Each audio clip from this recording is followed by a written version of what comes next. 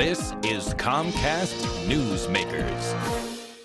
Hi, I'm Sabrina Register. Welcome to Comcast Newsmakers. We are here at the Shilshole Bay Beach Club, which is in Ballard, and we're happy to have with us today Adnan Mahmud, who is the CEO of the Jolkona Foundation. Thank you so much for being here today. Thank you for having me. For those who don't know, what is the Jolkona Foundation? We exist to galvanize a new generation of philanthropists. So what we try to do is we collect projects from around the world and we feature them on our website. And the idea is that you can give a small amount of donation to any of these projects and you'll see a tangible proof of impact for every donation that you give. So for example, like if you educate a girl in Afghanistan for $40, you'll get a photo and report card once you give that $40. Which makes a lot of sense, especially now in this economic downturn. It's hard for a lot of people to give hundreds of dollars. Exactly. But you say $15 can help give school children chairs in Sierra Leone, right. You have different charities that you work with, different nonprofits. Right. We work with actually over 20 partner organizations, and we have projects in 25 plus countries now, and we have over 40 projects in more than 25 countries. And what does Jolkona mean? It means a drop of water in Bengali. So our idea is that if each donation is a small drop of water, we can collectively make a big impact by collecting all these donations. And with so many charities out there, and as I mentioned, it's no surprise to anyone that everyone's kind of struggling right now financially. Why start another nonprofit right now? Right. We actually were motivated by our own situation. So myself, being a kind of like a young professional, we decided that as a young professional, we don't have a lot of money to give. We have small amounts of money to give, and it's really hard for us to give that money to a cause where we see the personal connection. So because of that deficiency, we saw that there needs to be an organization out there that fills that gap, right? So we focused on the young professionals, like kind of the 15 to 30 age group, right? The high school kids, and they can give their $10 to $15, right? The small change, and they can actually see the impact they alone are having around the world.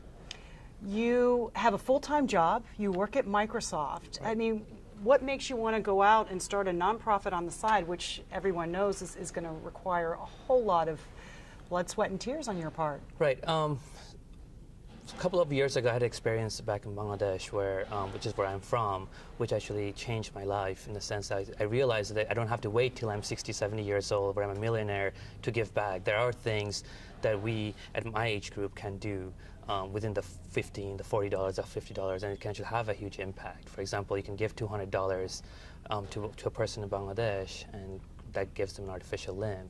That's a huge deal for them. It's a huge impact, and you don't need to be a millionaire to afford a $200 gift. So I decided not to wait till I'm a millionaire or till I'm retired to make a difference. This is my way of giving back.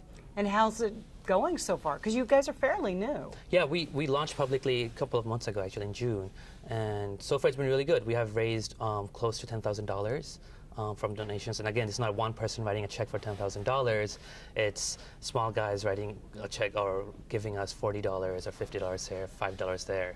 It's been really, really successful, and kind of like what we have done, we have planted thousands of trees. We've educated many girls in Afghanistan, for example. We have provided about 15 to 20 limbs in Bangladesh, which interestingly is a 10% increase from what that organization was doing last year. So again, it's not a big amount of money. It's small amounts of money, but the impact is huge in the lives of the people on the ground. And now you have some U.S. partners? Yes, we actually have 2 U.S. partners. We're working, and they're actually based in Seattle. Tech Access Foundation is one of them, and the other one is Washington Cash.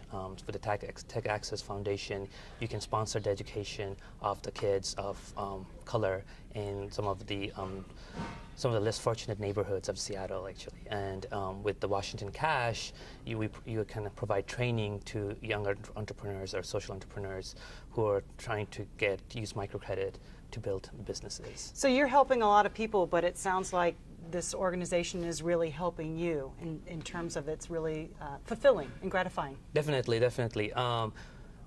I think one of the biggest challenges one of the biggest successes we have had is when we wanted to make a difference a couple of years ago when we set out that we want to give back. We actually made the decisions to not start another organization. And I'm going to have to cut you off there. I'm sorry. Okay. Adnan Mahmud, thank you. And thanks for watching Comcast Newsmakers.